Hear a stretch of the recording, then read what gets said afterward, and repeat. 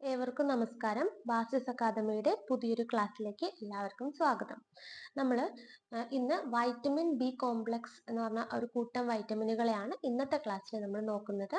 അപ്പോൾ നമുക്കറിയാം, വൈറ്റമിനുകളെ നമ്മൾ രണ്ടായിട്ടാണ് തരംതിരിച്ചിട്ടുള്ളത്. ഒന്ന് കൊഴുപ്പിൽ ലയിക്കുന്ന വൈറ്റമിനുകളും രണ്ടാമത്തത് ജലത്തിൽ ലയിക്കുന്ന വൈറ്റമിനുകളും. അപ്പോൾ കൊഴുപ്പിൽ ലയിക്കുന്ന വൈറ്റമിനുകൾ നമ്മൾ ഓൾറെഡി ക്ലാസ് എടുത്തു കഴിഞ്ഞതാണ്, നമ്മുടെ പ്ലേലിസ്റ്റിൽ ഉണ്ടായിരിക്കും. അപ്പോൾ കൊഴുപ്പിൽ ലയിക്കുന്ന വൈറ്റമിനുകൾ ഏതൊക്കെയാണ്? Vitamin A, vitamin E, vitamin D and vitamin K. ADEK എന്ന് പറയുന്ന 4 എണ്ണം. Vitamin A, D, E, K അതാണ് നമ്മൾ കൊഴുപ്പിൽ ലയിക്കുന്ന വൈറ്റമിനുകൾ. ഇനി നമ്മൾ ജലത്തിൽ ലയിക്കുന്ന വൈറ്റമിനുകളിലേക്ക് പോവുകയാണെങ്കിൽ വൈറ്റമിൻ ബിയും വൈറ്റമിൻ സിയും ആണ് ജലത്തിൽ ലയിക്കുന്ന വൈറ്റമിനുകളായിട്ട് വരുന്നത്. അതിൽ തന്നെ വൈറ്റമിൻ ബി നോക്കിയാൽ നമുക്കതിൽ ഒന്നിലധികം വൈറ്റമിനുകളെ നമുക്ക് കാണാൻ പറ്റും. അതുകൊണ്ടാണ് നമ്മൾ അവരെ മൊത്തത്തിൽ എന്ത് പറയുന്നത്? വൈറ്റമിൻ ബി കോംപ്ലക്സസ് എന്ന് പറയുന്നത്. അപ്പോൾ നമ്മൾ ഇങ്ങനെ വൈറ്റമിനുകളെ കണ്ടെത്തി വരുമ്പോൾ ആദ്യം കണ്ടുപിടിച്ച വൈറ്റമിന് നമ്മൾ എ എന്ന് പേരിട്ടു, രണ്ടാമത് കണ്ടെത്തിയ വൈറ്റമിന് ബി പേരിട്ടു, മൂന്നാമത് സി, അങ്ങനെ തുടർന്നുകൊണ്ടിരിക്കെ എന്ത് ചെയ്തു? ഓരോ പദാർത്ഥങ്ങളെ കുറിച്ചും ഇപ്പൊ വൈറ്റമിനുകളായി നമ്മൾ കണ്ടുപിടിക്കുന്ന ഓരോ പദാർത്ഥങ്ങളെ കുറിച്ചും വിശദമായി പഠിച്ച സമയത്ത് ചില വൈറ്റമിനുകൾക്ക് എന്തുണ്ട്? അവർക്ക് സ്ട്രക്ചറിലും സിമിലാരിറ്റി കാണിക്കുന്നുണ്ട്, അവരുടെ ഫങ്ഷനിലും സിമിലാരിറ്റി കാണിക്കുന്നുണ്ട്. പക്ഷെ അവരുടെ സ്ട്രക്ചർ ഒന്നുകൂടി വിശകലനം ചെയ്യുമ്പോൾ ചെറിയ ചെറിയ വ്യത്യാസങ്ങൾ കാണിക്കുന്നുണ്ട്. ഒരേപോലെയുള്ള സ്ട്രക്ചർ ആണെങ്കിലും ചില ബോണ്ടിങ്ങിന്റെ കേസിലൊക്കെ ചില വ്യത്യാസങ്ങൾ കാണിക്കുന്നു. എന്നാൽ പറയത്തക്ക മറ്റൊരു സാധനമാണെന്ന് പറയുന്ന രീതിയിൽ പറയത്തക്ക വ്യത്യാസങ്ങൾ കാണിക്കുന്നില്ല. അപ്പൊ അത്തരം ഒരു വൈറ്റമിനുകളുടെ കൂട്ടത്തെയാണ് നമ്മൾ വൈറ്റമിൻ ബി കോംപ്ലക്സിൽ പെടുത്തിയിട്ടുള്ളത്. അപ്പോൾ നമുക്ക് അവർക്ക് പേര് കൊടുക്കാനുള്ള പ്രശ്നങ്ങൾ വന്നു. അപ്പോൾ നമ്മൾ എന്ത് ചെയ്തു? അവരെ മൊത്തം വൈറ്റമിൻ B1, B2, B3 അങ്ങനെ നമ്മൾ സഫിക്സ് ഇട്ട് പോന്നു. പക്ഷെ ശാസ്ത്രം വളർന്ന ശേഷം നമ്മൾ ഈ ബി കോംപ്ലക്സിൽ പെട്ട ഓരോരുത്തർക്കും നമ്മൾ ഓരോ പ്രത്യേക രാസനാമങ്ങൾ കൊടുത്തിട്ടുണ്ട്. ഇനി നമ്മൾ ഇന്ന് വൈറ്റമിൻ ബി കോംപ്ലക്സിൽ വരുന്ന ആളുകളെയാണ് നോക്കുന്നത്. നമുക്ക് നോക്കിയാൽ കാണാം, വൈറ്റമിൻ B1, B2, B3, 4 ഇല്ല, then B5, B6, B7, B8 ഇല്ല, 9, 10 ഇല്ല, 11 ഇല്ല, അത് കഴിഞ്ഞാൽ 12. ഇത്രയും ആളുകളാണ് ബി കോംപ്ലക്സിൽ വരുന്നത്. അപ്പൊ വൈറ്റമിൻ B1 നോക്കിയാൽ കാണാം, ഒന്ന് തയമിൻ. വൈറ്റമിൻ B1ന്റെ പേരാണ് തയമിൻ. B2ന്റെ പേരാണ് riboflavin. Vitamin B2 riboflavin. Vitamin B3 niacin, അല്ലെങ്കിൽ നമ്മൾ അതിനെ എന്ത് വിളിക്കും? നിക്കോട്ടിനിക് ആസിഡ് എന്ന് വിളിക്കും. നിയാസിൻ അല്ലെങ്കിൽ nicotinic acid. then B5 pantothenic acid എന്നാണ് അതിനെ വിളിക്കുന്നത്. Pantothenic acid B5 and pyridoxine B6. പിരിഡോക്സിന്റെ പറയുന്ന പേരാണ് B6. ഇനി B7 എന്ന് പറഞ്ഞാൽ നമുക്ക് കാര്യമായിട്ട് ഒരു വൈറ്റമിൻ പോലെ ഒന്നും ആക്ട് ചെയ്യുന്നില്ലെങ്കിൽ കൂടി അതൊരു വൈറ്റമിൻ ആണ്. B7 biotin. പണ്ട് വൈറ്റമിൻ എച്ച് എന്നൊക്കെ പറഞ്ഞ് വിളിച്ചിരുന്ന വൈറ്റമിൻ ആണ് biotin, B7. then folic acid B9 ആണ് folic acid. then B12 cyanocobalamin. ഇത്രയാണ് ബി കോംപ്ലക്സ് എന്നുള്ള ആ ഒരു കൂട്ടത്തിൽ വരുന്ന ആളുകൾ. അപ്പൊ vitamin B1, vitamin B2, vitamin B3, vitamin B5, vitamin B6, vitamin B7, vitamin B9, vitamin B12 അങ്ങനെ വരുന്ന എട്ടോളം വൈറ്റമിനുകളുടെ കൂട്ടത്തിനെയാണ് നമ്മൾ എന്ത് പറയുന്നത്? വൈറ്റമിൻ ബി കോംപ്ലക്സസ് എന്ന് പറയുന്നത്.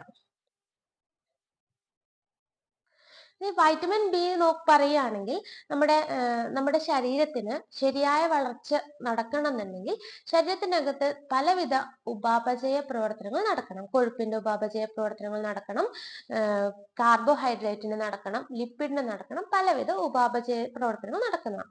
ഇങ്ങനെയുള്ള മെറ്റബോളിസം നടക്കുന്നതിന്റെ ഫലമായിട്ടാണ് എന്തുണ്ടാവുന്നത്? ഊർജം ഉണ്ടാവുന്നത്. അപ്പൊ നമ്മുടെ ശരീരത്തിന്റെ വിവിധ പ്രവർത്തനങ്ങൾ നടക്കുന്നതിന് അത്യാവശ്യമായിട്ടുള്ള ഒരു വൈറ്റമിൻ ആണ് ഏത്? വൈറ്റമിൻ ബി എന്ന് പറയുന്നത്. അപ്പൊ നമുക്ക് ഓരോ പ്രവർത്തനം ചെയ്യണമെങ്കിലും എന്ത് വേണം? ഊർജം വേണം. അപ്പൊ ആ ഊർജം തരണമെന്നുണ്ടെങ്കിൽ പലതരത്തിലുള്ള ഈ വൈറ്റമിൻ ബി കോംപ്ലക്സിൽ പെട്ട പലരും പല ആവശ്യങ്ങൾക്ക് വേണ്ടി വരും. അപ്പൊ പ്രധാനമായിട്ടും വൈറ്റമിൻ ബിയുടെ എന്താണ്? വൈറ്റമിൻ ബിയുടെ എന്താ പറയാ, അതിന്റെ ധർമ്മം എന്ന് ചോദിച്ചു കഴിഞ്ഞാൽ പ്രധാനമായിട്ടും വൈറ്റമിൻ ബിയുടെ ധർമ്മമായിട്ട് വരുന്നത് എന്താണ്? നമ്മുടെ ശരീരത്തിന് ആവശ്യമായിട്ടുള്ള ഊർജം തരിക. അതുപോലെ തന്നെ നമ്മുടെ ത്വക്കിന്റെ ഒക്കെ ആരോഗ്യം പ്രോപ്പറായിട്ട് പരിപാലിക്കുക, അതുപോലെ തന്നെ നമ്മുടെ തലച്ചോറിന്റെ വളർച്ചയ്ക്ക് സഹായിക്കുക. അതൊക്കെയാണ് പ്രധാനപ്പെട്ട അതിന്റെ ഫങ്ഷൻ ആയിട്ട് വരുന്നത്. ഇനി നമുക്ക് വൈറ്റമിൻ ബിയിലെ ഓരോന്നിനെയും നമുക്ക് നോക്കാം. ഫസ്റ്റ് വരുന്നതാണ് വൈറ്റമിൻ B1. വൈറ്റമിൻ B1ന്റെ പേരാണ് തൈമിൻ. തൈമിൻ നോക്കുകയാണെങ്കിൽ അതിനൊരു ഉപ്പ് രസമുള്ള അതേപോലെ തന്നെ വൈറ്റ് കളർ ആയിട്ടുള്ള പരല് പോലെ, അതായത് ക്രിസ്റ്റൽ ആക്കി എടുക്കാൻ പറ്റുന്ന തരത്തിലുള്ള ഒരു വെളുത്ത പൊടിയാണ് തൈമിൻ എന്ന് പറയുന്നത്. Vitamin B thiamine. ഇത് നമുക്കറിയാം vitamin B complex, vitamin B ആയാലും വൈറ്റമിൻ സി ആയാലും എന്താണ്, വെള്ളത്തിൽ അലിയുന്നതാണ്. അപ്പൊ അതിന്റെ ഒരു പ്രത്യേകതയാണ് എന്ത്, ജലത്തിൽ ലയിക്കുന്നു. പിന്നെ അതിന്റെ പ്രത്യേകത എന്താ വെച്ചാല് നമുക്കറിയാം നമ്മുടെ വെള്ളം എന്ന് പറയുന്നത് ന്യൂട്രൽ ആണ്. അതിന്റെ pH എന്ന് പറയുന്നത് 7 ആണ്. വെള്ളത്തിന്റെ pH 7 ആണ്. അപ്പൊ ഈ 7ൽ നിന്ന് കുറയുക, അതായത് 6, 4 അങ്ങനെ കുറഞ്ഞു വരുമ്പോൾ അതെന്താണ്, ആ വെള്ളം ആസിഡ് സ്വഭാവം കാണിക്കും. അതായത് pH കുറയുക എന്ന് പറഞ്ഞാൽ ആ ഒരു ലായനി എന്താണ്, ആസിഡ് ആണ്, ആസിഡ് സ്വഭാവം കാണിക്കുന്നതാണ്.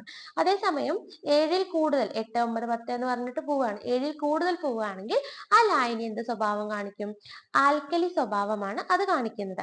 അപ്പോൾ ഇങ്ങനെയുള്ള ഒരു ആസിഡ് സ്വഭാവം കാണിക്കുന്ന മാധ്യമം, അതായത് നമ്മുടെ 7ൽ താഴെ 6, 4, 5 അങ്ങനെ പറയുന്ന നമ്മുടെ ആസിഡ് മീഡിയത്തിൽ എന്ത് ചെയ്യുന്നു, 120 ഡിഗ്രി സെൽഷ്യസിൽ വരെ, അത്രയും ചൂട് വരെ, നമ്മുടെ 100 ഡിഗ്രി എന്ന് പറഞ്ഞാൽ എന്താണ്, വെള്ളം തിളയ്ക്കുന്ന ചൂടാണ് ഇത് 100 ഡിഗ്രി എന്ന് പറയുന്നത്. അപ്പൊ ഈ 120, അതിനു മുകളിൽ 120 ഡിഗ്രി സെൽഷ്യസ് വരെ ആര് കൃത്യമായിട്ട് നിലനിൽക്കും, നിയാസിൻ തന്നെയായിട്ട് നിലനിൽക്കും. അതിലപ്പുറം പോയാലോ അല്ലെങ്കിൽ ആൽക്കലി മീഡിയത്തിലായാലോ മാത്രമേ എന്ത് നശിച്ചു പോവുള്ളൂ, നിയാസിൻ നശിച്ചു പോവുള്ളൂ. അപ്പൊ അത്രയും സ്ഥിരതയുണ്ടെന്ന് അർത്ഥം. അപ്പൊ അതിനൊരു ഉപ്പുരസാണ്, നമുക്ക് പരല് പോലെ എടുക്കാൻ പറ്റുന്ന ഒരു ക്രിസ്റ്റൽ പൊടി പോലെ നമുക്ക് എന്ത് ചെയ്യാം, എടുക്കാൻ പറ്റുന്ന ഒരു വൈറ്റമിൻ ആണ് തൈമിൻ. ദെൻ അതെന്താണ്, ജലത്തിൽ ലയിക്കുന്നതാണ്. ആസിഡ് ലായനിയിൽ ഏതാണ്ട് 120 ഡിഗ്രി സെൽഷ്യസ് ചൂട് വരെ അതിന് പ്രതിരോധിക്കാൻ കഴിയും. അതേസമയം അത് ആൽക്കലി മീഡിയത്തിലാണെങ്കിൽ എന്ത് ചെയ്യും, നശിച്ചു പോവുകയും ചെയ്യും. ഇനി എവിടെ നിന്നാണ് ഇത് കിട്ടുക എന്ന് ചോദിച്ചു കഴിഞ്ഞാൽ നമുക്കറിയാം പല കൂടുതലും വൈറ്റമിൻ ബി എന്ന് പറയുമ്പോൾ തന്നെ പാലുൽപ്പന്നങ്ങൾ, പച്ചക്കറികൾ, ഇലക്കറികൾ എന്നൊക്കെയാണ് നമുക്ക് കൂടുതലും കിട്ടുന്നത്. അപ്പോൾ എങ്കിലും വ്യത്യാസങ്ങളുണ്ട്. അപ്പൊ ഇതിൽ നോക്കിക്കഴിഞ്ഞാൽ വൈറ്റമിൻ B1 തൈമിൻ നോക്കുകയാണെങ്കിൽ ഉണങ്ങിയ തവിട്, അതായത് തവിടുള്ള എല്ലാ ധാന്യങ്ങളിലും ആര് കാണാൻ പറ്റും, നമുക്ക് നിയാസിൻ കിട്ടും. അതുപോലെ തന്നെ ഈസ്റ്റ്, പിന്നെ ഗോതമ്പ്, ഫുൾ ഗോതമ്പ്, അതായത് തവിട് അടങ്ങിയിട്ടുള്ള ഗോതമ്പ്, അതുപോലെ തന്നെ നമ്മുടെ തവിടോട് കൂടിയ അരി ഉണ്ടല്ലോ, അതിലൊക്കെ നമുക്ക് ആരെ കാണാം, വൈറ്റമിൻ B1 കാണാൻ പറ്റും. അതേസമയം നമ്മൾ ഈ ധാന്യം പൊടിക്കൂലോ, അതായത് നമ്മൾ തവിടോട് കൂടി അരി പൊടിച്ചിട്ട് നമ്മൾ ഉപയോഗിക്കുകയാണെങ്കിൽ ഓക്കെ. പക്ഷെ നമ്മൾ ഗോതമ്പൊക്കെ പൊടിച്ച് ഗോതമ്പിന്റെ റിഫൈൻഡ് ഫ്ലോർ ഓയിൽ ഇതില്ലേ, നമ്മുടെ മൈദ എന്നൊക്കെ പറയുന്നത്, അവിടേക്കൊക്കെ എത്തുമ്പോഴേക്കും അതിലെ ഉമിയുടെ കണ്ടന്റ് ഒക്കെ പോയിട്ടുണ്ടായിരിക്കും. തവിടും ഉമിയും ഒക്കെ കംപ്ലീറ്റ്ലി പോയിട്ടുണ്ടായിരിക്കും. അപ്പൊ തവിടിൽ അടങ്ങിയിട്ടുള്ള വൈറ്റമിൻ ആണ് ഇത്, നിയാസിൻ. അപ്പോൾ ധാന്യം പൊടിക്കുമ്പോൾ എന്ത് നഷ്ടപ്പെടും, തൈമിൻ നഷ്ടപ്പെടും. ദെൻ നമ്മുടെ അരിയുടെ തവിടിലൊക്കെ ധാരാളം കാണപ്പെടുന്ന ഒരു വൈറ്റമിൻ ആണ് വൈറ്റമിൻ B1 എന്ന് പറയുന്നത്. അപ്പൊ എന്തൊക്കെയാണ് അതിന്റെ പ്രത്യേകത, അതിന് ഉപ്പുരസാണ്, നമുക്ക് അതിനെ പരലുകളാക്കി എടുക്കാൻ പറ്റും, വെള്ളത്തിൽ അത് അലിഞ്ഞു ചേരും, പിന്നെ ആസിഡ് മാധ്യമത്തിലും അത് നിലനിൽക്കും, 120 ഡിഗ്രി സെൽഷ്യസ് വരെ ചൂടിനെ അത് പ്രതിരോധിക്കും, ആൽക്കലി മീഡിയത്തിൽ അത് നശിച്ചു പോകും. ഇനി എവിടെ നിന്നൊക്കെ നമുക്കത് കിട്ടുന്നത് വെച്ച് കഴിഞ്ഞാൽ തവിടോട് കൂടിയ ധാന്യങ്ങൾ, ഗോതമ്പ്, ഈസ്റ്റ്, അതിൽ നിന്നൊക്കെ നമുക്ക് എന്ത് കിട്ടും, വൈറ്റമിൻ B1 കിട്ടും. ദെൻ ഈ ധാന്യങ്ങൾ പൊടിക്കുമ്പോൾ ഈ തൈമിൻ നഷ്ടപ്പെടുന്നുണ്ട്. അതുപോലെ തന്നെ അരിയുടെ തവിടിൽ നോക്കിക്കഴിഞ്ഞാൽ നമുക്ക് ധാരാളം കാണാൻ പറ്റുന്ന ഒരു വൈറ്റമിൻ ആണ് ഇത്, വൈറ്റമിൻ B1 എന്ന് പറയുന്നത്. ഇനി ഇതിന് പല ധർമ്മങ്ങളാണ് ഇതിനുള്ളത്. അപ്പോൾ ഇതിന്റെ പ്രധാനപ്പെട്ട ധർമ്മം എന്ന് ചോദിച്ചു കഴിഞ്ഞാൽ നമ്മുടെ കാർബോഹൈഡ്രേറ്റ്, പ്രോട്ടീൻ, നമ്മൾ ശരീരത്തിലേക്ക് ഭക്ഷണം കഴിക്കുമ്പോൾ ശരീരത്തിലേക്ക് എത്തുന്ന അന്നജം, അതുപോലെ തന്നെ പ്രോട്ടീൻ ഒക്കെ എന്ത് ചെയ്യുന്നു, അതിന്റെ ഉപാപചയ പ്രവർത്തനങ്ങൾ, അതായത് കാർബോഹൈഡ്രേറ്റ് നമ്മൾ കഴിച്ചതുകൊണ്ട് മാത്രം കാര്യമില്ല, അതിന് വേണ്ട മെറ്റബോളിസം നടന്ന് അത് എന്ത് ചെയ്യണം, നമ്മുടെ ശരീരത്തിലേക്ക് ആഗിരണം ചെയ്തെടുക്കണം. ആ ഒരു വോൾ പ്രോസസ്സിനെയാണ് നമ്മൾ എന്ത് പറയുന്നത്, ഉപാപചയ പ്രവർത്തനങ്ങൾ എന്ന് പറയുന്നത്. അപ്പൊ കാർബോഹൈഡ്രേറ്റിന്റെയും പ്രോട്ടീന്റെയൊക്കെ ഉപാപചയ പ്രവർത്തനങ്ങൾ പ്രവർത്തനത്തിന് സഹായിക്കുക എന്നുള്ളതാണ് ഒന്നാമത്തെ ധർമ്മം. രണ്ടാമത്തെ ധർമ്മം എന്ന് ചോദിച്ചു കഴിഞ്ഞാൽ നമ്മുടെ ശരീരത്തിൽ ധാരാളം നാഡികളുണ്ട്. ഓരോ പ്രവർത്തനവും ഇപ്പൊ പ്രത്യേകിച്ച് നമ്മുടെ ഇന്ദ്രിയങ്ങൾ, ഇപ്പൊ നമ്മൾ ഒരു കാഴ്ച കാണുന്നു, ആ കാണുന്ന കാഴ്ച നമുക്ക് മനസ്സിലാവുന്നത് എങ്ങനെയാണ്? നേത്രനാഡി വഴി അതെവിടെ എത്തുന്നു? തലച്ചോറിലേക്ക് എത്തുന്നു. തലച്ചോറിലേക്ക് എത്തുമ്പോഴാണ് എന്ത് ചെയ്യുന്നത്? നമുക്ക് ആ ഒരു കാഴ്ച കണ്ടത് നമുക്ക് മനസ്സിലാവുന്നത്. അപ്പൊ അത്തരത്തിലുള്ള നാഡികളുടെ പ്രവർത്തനത്തിനെ കൃത്യമായിട്ട്, അതിന്റെ പ്രവർത്തനം കൃത്യമായി നടക്കുന്നു, അല്ലെങ്കിൽ അത് പ്രോപ്പറായിട്ട് ആരോഗ്യത്തോടെ നമുക്ക് നിലനിർത്തണമെങ്കിൽ നമുക്ക് ഏത് വൈറ്റമിൻ വേണം? വൈറ്റമിൻ B1 നിയാസിൻ കൂടിയേ തീരും. ദെൻ നമ്മുടെ ദഹനനാളുണ്ടല്ലോ, നമ്മൾ ഭക്ഷണം കഴിച്ചു കഴിഞ്ഞാൽ നമ്മുടെ ഭക്ഷണം ആമാശയത്തിലേക്ക് എത്തുമ്പോൾ അവിടെ ഒരു കുഴലുണ്ട്. ആ കുഴലിനെയാണ് നമ്മൾ എന്ത് പറയുന്നത്? അന്നനാളം എന്ന് പറയുന്നത്. ഈ അന്നനാളത്തിൽ നോക്കിക്കഴിഞ്ഞാൽ ഈ ഭക്ഷണം തരംഗ രൂപത്തിലാണ്. ഇപ്പൊ നമ്മുടെ തിരമാല, നമ്മൾ കടലിലേക്ക് നോക്കിക്കഴിഞ്ഞാൽ തിരമാല ആഞ്ഞു വരുമല്ലോ. അപ്പൊ തിരമാല എന്താണ്? ഒരു തരംഗ രൂപത്തിലാണ് വരുന്നത്. അതേപോലെ തന്നെയാണ് നമ്മുടെ അന്നനാളത്തിലൂടെയുള്ള ഭക്ഷണത്തിന്റെ ചലനം. അതൊരു തരംഗ രൂപത്തിലാണ് ഈ ഭക്ഷണം എന്ത് ചെയ്യുന്നത്? ഈ അന്നനാളത്തിലൂടെ എവിടേക്ക് എത്തുന്നത്? ആമാശയത്തിലേക്ക് എത്തുന്നത്. അപ്പൊ ഈ ചലനത്തിനെ സഹായിക്കാം, പ്രോപ്പറായിട്ട് ഈ ചലനത്തിനെ സഹായിക്കുക എന്നുള്ളത് ആരുടെ ഡ്യൂട്ടിയാണ്? തൈമിന്റെ ഡ്യൂട്ടി ആയിട്ട് വരും. ഇനി അതുപോലെ തന്നെ നമ്മുടെ ഹൃദയത്തിന്റെ സ്വാഭാവിക പ്രവർത്തനം നിലനിർത്താനും ആര് കൂടിയേ തീരൂ? തൈമിൻ കൂടിയേ തീരൂ. ഇനി നമുക്കറിയാലോ, ആളുകളൊക്കെ ജിമ്മിലൊക്കെ പോയി എന്തിനു വേണ്ടി ചെയ്യും? മസിലുകളൊക്കെ ഉണ്ടാക്കാൻ വേണ്ടിയിട്ടാണ് കാര്യമായിട്ട് ജിമ്മിൽ പോകുന്നത്. ശരീരം സൂക്ഷിക്കുക എന്നുള്ളതിനേക്കാൾ കൂടുതൽ മസിൽ ഉണ്ടാക്കുക എന്നൊരു ഉദ്ദേശം കൂടി അതിനുണ്ട്. അപ്പൊ അത്തരത്തിൽ മസിൽ ഉണ്ടാക്കണമെങ്കിൽ നമ്മുടെ പ്രോപ്പർ ആയിട്ടുള്ള മസിൽ മാസ് ക്രിയേറ്റ് ചെയ്യണമെങ്കിൽ നമുക്ക് എന്ത് വേണം? വൈറ്റമിൻ B1 പ്രോപ്പർ ആയിട്ട് നമ്മുടെ ശരീരത്തിലേക്ക് എത്തിക്കൊണ്ടിരിക്കണം. ഇനി നമുക്ക് ഈ ഒരു വൈറ്റമിൻ B1 അതായത് തൈമിനെ ധാർമ്മിക ജീവകം എന്ന് പറയും. ധാർമ്മിക ജീവന അല്ലെങ്കിൽ ധാർമ്മിക ജീവകം എന്ന് പറയും. കാരണം എന്താണെന്നറിയോ? നാഡികളുടെ പ്രവർത്തനത്തിന് ഇത് വളരെയധികം പ്രോപ്പറായിട്ട് നടക്കാൻ വളരെയധികം സഹായിക്കുന്ന ഒരു ജീവകമാണ്. അപ്പൊ ഈ നാഡികളുടെ പ്രവർത്തനത്തിന് അത് നിയന്ത്രിക്കുകയും ഏകോപിപ്പിക്കുകയും ചെയ്യുന്നത് കൊണ്ട് നമ്മൾ ഈ ഒരു ജീവകത്തിനെ എന്ത് പറയും? ധാർമ്മിക ജീവകം എന്ന് പറയും. ഇനി നമ്മൾ അരി കഴുകുമല്ലോ. അരി കഴുകുമ്പോൾ എന്ത് ചെയ്യും? അരിയിലുള്ള തവിടൊക്കെ മാക്സിമം നമ്മൾ കളയും. തവിട് കളഞ്ഞിട്ട് നമ്മൾ എന്ത് ചെയ്യും? ചോറ് വെച്ച് കഴിക്കും. പക്ഷെ ഈ തവിട് കളയുന്നതോടുകൂടി ഭക്ഷണത്തിൽ നിന്ന് ആര് നഷ്ടപ്പെടും? നിയാസിൻ നഷ്ടപ്പെട്ടു പോകും. ഇനി നമുക്ക് ഇതിന്റെ അഭാവം കൊണ്ട് പലതരത്തിലുള്ള അസുഖങ്ങൾ ഉണ്ടാവും. അങ്ങനെ ഇതിന്റെ അഭാവം മൂലം ഉണ്ടാവുന്ന അസുഖമാണ് ബെറിബെറി എന്ന് പറയുന്നത്. ബെറിബെറി തന്നെ 3 തരത്തിലുണ്ട്. ഒന്ന് infantile beriberi, 2 dry beriberi, 3 wet beriberi. അപ്പൊ ഇവര് വ്യത്യാസം എന്താ വെച്ചാലും, ചെറിയ കുട്ടികൾക്ക് ഉണ്ടാവുന്ന, അതായത് ഇൻഫാൻസിന്, വളരെ ചെറിയ കുഞ്ഞുങ്ങൾക്ക് ഉണ്ടാവുന്ന ബെറിബെറിയാണ് ഇൻഫന്റൈൽ ബെറിബെറി. ഇവരുടെ ലക്ഷണങ്ങളൊക്കെ സെയിം തന്നെയാണ്. അവർക്ക് പ്രത്യേകിച്ച് ഒരു ഭാഗത്ത് പ്രോപ്പർ ആയിട്ട് ഒന്നിൽ കോൺസെൻട്രേറ്റ് ചെയ്യാനോ ശരീരത്തിന്റെ എല്ലാ പ്രവർത്തനങ്ങളെയും ഏകോപിപ്പിക്കാനോ കഴിയില്ല. കൈ ഇങ്ങനെ വിറച്ചുകൊണ്ടിരിക്കും. അതുപോലെ തന്നെ മൂന്നിന്റെയും പൊതുവായിട്ടുള്ളത്, അവർക്ക് കൃത്യമായിട്ട് നിൽക്കാനോ ഇരിക്കാനോ ഒന്നും കഴിയില്ല. ശരീരം തളർന്ന അവസ്ഥയിലായിരിക്കും കിടക്കുന്നത്. ചെറിയ കുട്ടികളിൽ ഉണ്ടാവുന്ന ബെറിബെറി നമ്മൾ ഇൻഫന്റൈൽ ബെറിബെറി എന്ന് പറയും. ഇനി വെറ്റ് ബെറിബെറിയും ഡ്രൈ ബെറിബെറിയും അവർ തമ്മിലുള്ള വ്യത്യാസം എന്താ വെച്ചാല്, വെറ്റ് ബെറിബെറി ആണെങ്കിൽ ശരീരത്തിൽ നീര് കെട്ടിയിട്ടുണ്ടായിരിക്കും. ശരീരത്തിൽ കംപ്ലീറ്റ് നീര് വെച്ച് തടിച്ചിട്ടായിരിക്കും ആ വ്യക്തി ഉണ്ടായിരിക്കുക. അതേസമയം ഡ്രൈ ബെറിബെറി ആണെങ്കിൽ ശരീരത്തിൽ ആ ഒരു നീരിന്റെ അംശം ഉണ്ടായിരിക്കില്ല. അതാണ് വ്യത്യാസം. പക്ഷെ കൂടുതലും നാഡിക്ക് തളർച്ച വന്ന് പ്രോപ്പർ ആയിട്ടൊരു കാര്യം, ഒരു വസ്തു എടുത്തു പൊക്കണം എന്ന് വിചാരിച്ചാൽ പോലും പറ്റാതിരിക്കുന്ന അവസ്ഥേനെയാണ് നമ്മൾ ബെറിബെറി എന്ന് പറയുന്നത്. ഇനി ഇതുമൂലം ഉണ്ടാവുന്ന മറ്റൊരു അസുഖമാണ് വായ്പുണ്ണ്. നമ്മുടെയൊക്കെ വായില് വായ്പുണ്ണ് ഉണ്ടാവാറുണ്ട്. അപ്പൊ ഈ വായ്പുണ്ണും ഈ ഒരു B1 അഭാവം മൂലം ഉണ്ടാവുന്ന ഒരു അസുഖമാണ്. ഇനി നമ്മൾ ഈ ഒരു തൈമിനെ നോക്കിക്കഴിഞ്ഞാൽ, അമിതമായിട്ട് മദ്യം കഴിക്കുന്ന ആളുകൾക്ക് നമ്മൾ മദ്യം കാരണം പല അസുഖങ്ങളും ഉണ്ടാവില്ല. അപ്പൊ ഈ അമിതമായിട്ടുള്ള മദ്യപാനികൾക്ക് ആ ഒരു ആസക്തി കുറയ്ക്കുക എന്നുള്ള രീതിയിലായാലും മരുന്ന് എന്ന രീതിയിലായാലും കൊടുക്കുന്ന ഒരു വൈറ്റമിൻ ആണ് വൈറ്റമിൻ B1 അഥവാ തൈമിൻ എന്ന് പറയുന്നത്. ദെൻ അടുത്ത വൈറ്റമിനിലോട്ട് പോവാം. വൈറ്റമിൻ B2 റൈബോഫ്ലാവിൻ എന്നുള്ളതാണ് അതിന്റെ പേര് വരുന്നത്. ഇതും അത് എന്താണ്, വെള്ളത്തിൽ ലയിക്കുന്ന വൈറ്റമിൻ ആണ് റൈബോഫ്ലാവിൻ. ഇതും നമ്മൾ നേരത്തെ പറഞ്ഞ പോലെ തന്നെ തൈമിന്റെ പോലെ തന്നെ ഒരുവിധം ചൂടിൽ അത് എന്ത് ചെയ്യും, സ്ഥിരമായിട്ട് തന്നെ നിലനിൽക്കും. പ്രത്യേകിച്ചും ആസിഡ് മീഡിയത്തിൽ തന്നെ. ആൽക്കലി മീഡിയത്തിൽ എത്തുമ്പോൾ ഇവരും നശിച്ചു പോകും. ഇനി നമ്മൾ ആൽക്കലി മീഡിയത്തിൽ നശിച്ചു പോകും എന്ന് പറഞ്ഞു. അപ്പൊ പ്രത്യേകിച്ചും നമ്മുടെ ഇതില്ലേ, നമ്മുടെ ബേക്കിംഗ് സോഡ എന്താണ്, ആൽക്കലി ആണ്. ഇപ്പൊ ഈ ബേക്കിംഗ് സോഡയൊക്കെ ഇപ്പൊ നമ്മൾ ചിലരെങ്കിലും കാണാം, പച്ചക്കറികളൊക്കെ അരിയുമ്പോൾ അതിൽ അണുക്കൾ നശിക്കട്ടെ എന്ന് പറഞ്ഞിട്ട് ബേക്കിംഗ് സോഡ ഇട്ടിട്ട് കഴുകുന്നത് കാണാം. അപ്പൊ ഇങ്ങനെയുള്ള വസ്തുക്കളിൽ ഈ ബേക്കിംഗ് സോഡ ഇട്ട് കഴുകുമ്പോൾ ഓട്ടോമാറ്റിക്കലി എന്ത് നശിച്ചു പോകും, ഈ റൈബോഫ്ലാവിൻ എന്ന് പറയുന്ന വൈറ്റമിൻ നശിച്ചു പോകും. ദെൻ നമുക്കിനി എവിടെ നിന്നൊക്കെ കിട്ടുമെന്ന് ചോദിച്ചു കഴിഞ്ഞാൽ പാലുൽപ്പന്നങ്ങള്, കരള്, മുട്ട, മാംസം, മത്സ്യം, പയറുവർഗ്ഗങ്ങള്, ധാന്യങ്ങള്, ഇലക്കറികൾ എന്ന് പറയുന്ന ഒരു ഒട്ടനവധി വസ്തുക്കളിൽ നിന്ന് നമുക്ക് എന്ത് കിട്ടും, റൈബോഫ്ലാവിൻ നമ്മുടെ ശരീരത്തിലേക്ക് എത്തുന്നുണ്ട്. ഇനി ഇതിന്റെ പ്രത്യേകത പറഞ്ഞാൽ പാലിൽ അടങ്ങിയിരിക്കുന്ന ഒരു വൈറ്റമിൻ ആണ്. പിന്നെ നമ്മൾ നോക്കിക്കഴിഞ്ഞാൽ, നമ്മൾ നാടൻ പാലൊക്കെ വാങ്ങുന്ന ആളുകളാണെങ്കിൽ ആ പാലിനെ ഒന്ന് നോക്കിക്കഴിഞ്ഞാൽ ഒരു തരം ഇളം മഞ്ഞ നിറം കാണാൻ പറ്റും. ആ ഇളം മഞ്ഞ നിറത്തിന് കാരണമായിട്ടുള്ളത് ഈ റൈബോഫ്ലാവിൻ എന്ന് പറയുന്ന വൈറ്റമിൻ ആണ്.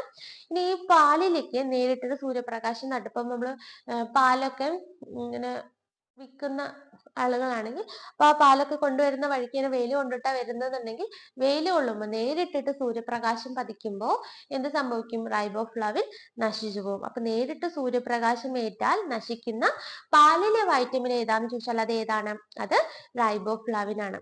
അപ്പൊ റൈബോഫ്ലാവിൻ എന്താണ്, അതും ജലത്തിൽ ലയിക്കുന്ന വൈറ്റമിൻ ആണ്. ചൂടിൽ അത് സ്ഥിരത പുലർത്തും. അതുപോലെ തന്നെ ആസിഡ് മീഡിയത്തിൽ അതിന് നിലനിൽപ്പുണ്ട്. പക്ഷെ ആൽക്കലി മീഡിയത്തിൽ അത് നശിച്ചു പോകും. ഇതിന്റെ സ്രോതസ്സുകളെ ബേക്കിംഗ് സോഡ ഉപയോഗിച്ച് കഴുകി കഴിഞ്ഞാൽ അത് എന്ത് ചെയ്യും, അത് നശിച്ചു പോകും. ഇനി പലവിധ സ്രോതസ്സുകളിൽ നിന്ന് നമുക്ക് വൈറ്റമിൻ B2 റൈബോഫ്ലാവിൻ നമുക്ക് കിട്ടുന്നുണ്ട്. ഇനി ഇത് പാലിൽ അടങ്ങിയിട്ടുണ്ട്. പാലിലെ മഞ്ഞ നിറത്തിന് കാരണമായിട്ടുള്ളത് ഈ റൈബോഫ്ലാവിൻ ആണ്. ദെൻ ഇത് പാലിലേക്ക് നേരിട്ടിട്ട് സൂര്യപ്രകാശം പതിക്കുകയാണെങ്കിൽ എന്ത് സംഭവിക്കും, റൈബോഫ്ലാവിൻ നശിച്ചു പോകും. പണ്ട് കാലത്ത് നമ്മൾ പറഞ്ഞില്ലേ, വൈറ്റമിൻ എ പേരിടുന്ന സമയത്ത് ABCD എന്ന് പറഞ്ഞിട്ട് പോയിരുന്ന സമയത്ത് വൈറ്റമിൻ G എന്ന വൈറ്റമിൻ ആരായിരുന്നു, വൈറ്റമിൻ റൈബോഫ്ലാവിൻ ആയിരുന്നു. വൈറ്റമിൻ G എന്നാണ് പണ്ട് കാലത്ത് ഇത് അറിയപ്പെട്ടിരുന്നത്. ഇനി ഇതിന്റെ ധർമ്മങ്ങൾ എന്തൊക്കെയാണെന്ന് ചോദിച്ചാൽ അതൊരു കോ എൻസൈം ആയിട്ട് ആക്ട് ചെയ്യും.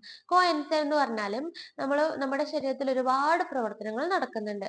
അപ്പൊ ഈ പ്രവർത്തനങ്ങളും അതായത് നമ്മുടെ ശരീരത്തിന് പുറത്ത് വെച്ചിട്ടാണ് ഈ ഒരു പ്രവർത്തനം നടക്കുന്നതെങ്കിൽ അത് മണിക്കൂറുകൾ എടുക്കും ആ ഒരു പ്രവർത്തനം കംപ്ലീറ്റ് ആക്കാൻ.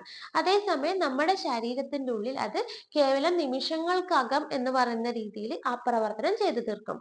അപ്പൊ അങ്ങനെ ആ പ്രവർത്തനത്തിന്റെ വേഗത വർദ്ധിപ്പിച്ച് പെട്ടെന്ന് തന്നെ ആ ഒരു പ്രവർത്തനം കംപ്ലീറ്റ് ആക്കാൻ സഹായിക്കുന്ന ചില രാസപദാർത്ഥങ്ങൾ നമ്മുടെ ശരീരത്തിലുണ്ട്. അതിനെയാണ് നമ്മൾ എൻസൈമുകൾ എന്ന് പറയുന്നത്. അപ്പം ഇത് ചില അവയവങ്ങളാണ് എൻസൈമുകൾ പ്രൊഡ്യൂസ് ചെയ്യുക. അതേസമയം ശരിയായ രൂപത്തിലുള്ള എൻസൈമുകൾ അല്ല, പക്ഷേ മറ്റൊരു ചില മൂലകങ്ങളോ മറ്റു പല ഫാക്ടറുകളോ വന്നു ചേരുമ്പോൾ ഇവരെന്തായിട്ട് മാറും, എൻസൈമുകളായിട്ട് മാറും. അങ്ങനെയുള്ള എൻസൈമുകളെയാണ് കോ എൻസൈം എന്ന് പറയുന്നത്. അത് ഒറ്റയ്ക്ക് നോക്കുകയാണെങ്കിൽ അത് എൻസൈം അല്ല, പക്ഷെ മറ്റാരെങ്കിലും ഇതിനോട് കൂടി ചേരുകയാണെങ്കിൽ അത് എന്തായിട്ട് മാറും, ഒരു എൻസൈമായിട്ട് മാറും. അങ്ങനെ ഒരു എൻസൈമായി മാറാൻ കഴിവുള്ള ഒരാളാണ് ഇത് റൈബോഫ്ലാവിൻ. അതൊരു കോ എൻസൈമായിട്ട് ആക്ട് ചെയ്യുന്ന ഒരു വൈറ്റമിൻ ആണ് ആര്, റൈബോഫ്ലാവിൻ എന്ന് പറയുന്നത്. പിന്നെ നമ്മുടെ കോശ വളർച്ച നമുക്കറിയാം, കോശത്തിനകത്ത് നിരവധി പ്രവർത്തനങ്ങൾ നടക്കുന്നുണ്ട്. കോശത്തിന്റെ ഡിവിഷൻ നടക്കുന്നുണ്ട്. അതായത് ഒരു കോശം ഡിവൈഡ് ചെയ്ത് 2 കോശമായിട്ട് മാറുന്നുണ്ട്. അപ്പോൾ അങ്ങനെയുള്ള കോശത്തിന്റെ വളർച്ചയ്ക്ക് പല നമ്മുടെ പ്രോട്ടീൻ വേണം, അങ്ങനെയുള്ള പല വസ്തുക്കൾ വേണം. അപ്പൊ അതൊക്കെ ഉണ്ടാക്കണം. അതിനൊക്കെ നമ്മൾക്ക് ആര് വേണം, റൈബോഫ്ലാവിൻ വേണം. ദെൻ കോശ ശ്വസനം. ഇപ്പൊ നമ്മൾ ശ്വസിക്കുന്നുണ്ട്, ഓക്സിജൻ നമ്മൾ ശ്വസിച്ചെടുക്കുന്നുണ്ട്. അതേപോലെ തന്നെ നമ്മൾ ഭക്ഷണം കഴിക്കുമ്പോൾ അതിലേക്ക് കാർബോഹൈഡ്രേറ്റും പ്രോട്ടീനും ലിപ്പിഡൊക്കെ നമ്മുടെ ശരീരത്തിലേക്ക് എത്തുന്നുണ്ട്. പക്ഷെ ഇത് നമ്മുടെ ശരീരത്തിന് ഉപയോഗയോഗ്യമാക്കണമെങ്കിൽ, അല്ലെങ്കിൽ അതിൽ നിന്ന് നമ്മൾ കഴിച്ച ഭക്ഷണത്തിൽ നിന്നുള്ള എനർജി നമ്മുടെ ശരീരത്തിൽ സ്റ്റോർ ചെയ്യണമെങ്കിൽ എന്ത് ചെയ്യണം, ലാസ്റ്റ് പ്രോസസ് ആയിട്ടുള്ള കോശ ശ്വസനം നടക്കണം. അതായത് ഓക്സിജന്റെ സാന്നിധ്യം, നമ്മൾ ശ്വസിച്ചെടുത്ത ഓക്സിജൻ ഉണ്ടല്ലോ, ആ ഓക്സിജന്റെ സഹായത്തോടു കൂടി ഈ കാർബോഹൈഡ്രേറ്റിനെ എന്ത് ചെയ്യണം, വിഘടിപ്പിച്ച് എന്താക്കി മാറ്റും, ATPയും അതുപോലെ തന്നെ ജലവും ലവണമൊക്കെ ആക്കി മാറ്റണം. ആ ഒരു പ്രോസസ്സിനാണ് കോശശ്വസനം എന്ന് പറയുന്നത്. ആ ഒരു പ്രോസസ്സോട് കൂടിയിട്ടാണ് നമ്മുടെ ശരീരത്തിന് ഊർജം ഉണ്ടാവുന്നത്. അപ്പൊ ഈ പ്രോസസ്സ് നടക്കണമെന്നെങ്കിലും ആര് വേണം? റൈബോഫ്ലാവിൻ വേണം. then അടുത്ത ധർമ്മം എന്ന് ചോദിച്ചാൽ നമ്മുടെ കാർബോഹൈഡ്രേറ്റ്, പ്രോട്ടീൻ, ലിപ്പിഡ് പോലെയുള്ള വസ്തുക്കളുടെ ഉപാപചയ പ്രവർത്തനം പ്രോപ്പറായിട്ട് നടക്കാൻ സഹായിക്കുക എന്നുള്ളതാണ്. പിന്നെ നമ്മുടെ ചർമ്മം, നമ്മുടെ തൊലിയൊക്കെ വരണ്ടു പോവാതിരിക്കുക. അതുപോലെ തന്നെ മ്യൂക്കസ് മെംബ്രെയിൻ, ഈ മ്യൂക്കസ് മെംബ്രെയിനും പൊട്ടാതെ, ഈ മ്യൂക്കസ് മെംബ്രെയിൻ ഒക്കെ എന്താണ്? നമ്മുടെ ഉള്ളിലുള്ള അവയവങ്ങളെ സുരക്ഷയ്ക്ക് വേണ്ടിയിട്ട് അതിനെ പൊതിഞ്ഞു കാണുന്ന സ്ഥലങ്ങളൊക്കെയാണ്. അപ്പോൾ അതിനൊന്നും കേടുവരാതെ സൂക്ഷിക്കണം എന്നുണ്ടെങ്കിൽ നമുക്ക് ഈ വൈറ്റമിൻ B2 കൂടിയേ തീരും. then നമ്മുടെ നേത്രനാഡീനെ ഉത്തേജിപ്പിക്കുന്ന ഒരു വൈറ്റമിൻ കൂടിയാണിത്. ഇനി ഇതിന് വേണ്ടത്ര റൈബോഫ്ലാവിൻ നമ്മുടെ ശരീരത്തിലേക്ക് എത്തിയില്ല എന്നുണ്ടെങ്കിൽ നമുക്ക് പലവിധ രോഗങ്ങൾ ഉണ്ടാവും. അതിലുണ്ടാവുന്ന പ്രധാനപ്പെട്ട രോഗങ്ങളാണ്, ഒന്ന് നമ്മുടെ വായയും നാവൊക്കെ ഇങ്ങനെ പുകയുന്ന പോലെ ഒരു ഫീല് വരും. ദെൻ എന്ത് ചെയ്യാൻ തുടങ്ങും? നമുക്ക് വേദനിക്കാൻ തുടങ്ങും. ദെൻ രണ്ടാമത്തത് ആംഗുലാർ സ്റ്റോമാറ്റൈറ്റിസ് എന്ന് പറയും. അതായത് നമ്മുടെ ചുണ്ടിന്റെ രണ്ട് മൂലകളും പൊട്ടിയിട്ട് അവിടുന്ന് നീര് വരുന്ന ഒരു അവസ്ഥേനെയാണ് ആംഗുലാർ സ്റ്റോമൈറ്റിസ് എന്ന് പറയുന്നത്. മൂന്ന് ഗ്ലോസൈറ്റിസ് എന്ന് പറഞ്ഞാൽ നമ്മുടെ നാവ് തടിച്ച് വീങ്ങി ചുവന്ന കളറാവുന്ന അവസ്ഥയാണ് ഗ്ലോസൈറ്റിസ്. നമുക്ക് പ്രോപ്പറായിട്ട് സംസാരിക്കാനൊന്നും പറ്റാത്ത അവസ്ഥയിലേക്ക് പോകും. ദെൻ ഡെർമറ്റൈറ്റിസ് എന്ന് പറഞ്ഞാൽ നമ്മുടെ തൊലി എന്ത് ചെയ്യുന്നു? വരണ്ട് പരുപരുത്ത് ആവുന്നു. ദെൻ അത് പൊട്ടുന്നു. അതാണ് ഡെർമറ്റൈറ്റിസ്. ദെൻ ഫോട്ടോഫോബിയ, നമ്മുടെ കണ്ണിലേക്ക് ഇത് വെളിച്ചം തറയ്ക്കുമ്പോൾ നമുക്ക് എന്ത് ചെയ്യാൻ പറ്റും? കണ്ണ് തുറക്കാൻ പറ്റാത്ത അവസ്ഥയിലേക്ക് വരും. ഇനി നമ്മൾ കണ്ണ് തുറക്കുമ്പോൾ കണ്ണിന്റെ ഉള്ളിൽ നിന്ന് വെള്ളം വരിക, കണ്ണ് പുകയുക, കണ്ണ് വേദനിക്കുക പോലുള്ള സെൻസേഷനിലോട്ട് പോകും. ദെൻ വേറൊന്ന് നമ്മുടെ ശരീര ചലനങ്ങളുടെ ഏകോപനക്കുറപ്പ്. അപ്പോൾ നമുക്ക് പ്രോപ്പറായിട്ട് നടക്കാനൊന്നും പറ്റില്ല, തല ചുറ്റി വീഴുന്ന ഒരു പ്രവണതയിലേക്ക് പോകും. പിന്നെ ഇതിന്റെ ഹെവി ആണെങ്കിൽ, അതിന്റെ വളരെ കുറവാണ് നമ്മുടെ ശരീരത്തിൽ റൈബോഫ്ലാവിന്റെ അളവ് എന്നുണ്ടെങ്കിൽ നമുക്കുണ്ടാവുന്ന ഒരു അനീമിയാണ് നോമോസൈറ്റിക് അനീമിയ എന്ന് പറയുന്നത്. നോർമോസൈറ്റിക് അനീമിയ വളരെ വേഴ്സ് കണ്ടീഷൻ ആണ്. അപ്പൊ ഇത്രയാണ് വൈറ്റമിൻ B2 റൈബോഫ്ലാവിനെ കുറിച്ച് നമുക്ക് പറയാനുള്ളത്.